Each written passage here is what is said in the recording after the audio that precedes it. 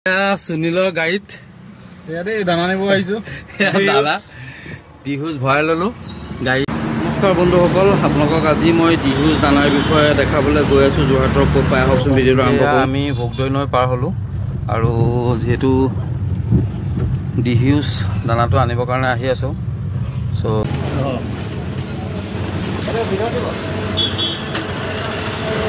এইখন দেখা হৈ গ'ল দোকানখন।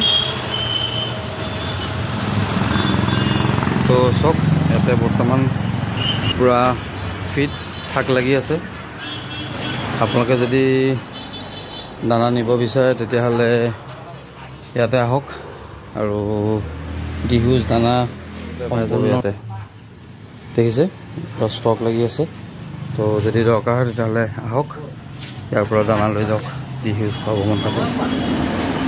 ধন্যবাদ। নাযাওঁ বুলি কৈছে আৰু তথাপিতো যাম বুলিয়ে কৈছে বাৰু ওলাইছোঁ। তো আপোনালোকে যদি কেতিয়াবা ডিহুজ নিব আহে যোৰহাটত, এইখন দেখিলে দেখালোঁ, তো ইয়ালৈ আহিব আৰু দানা নিব। ধন্যবাদ।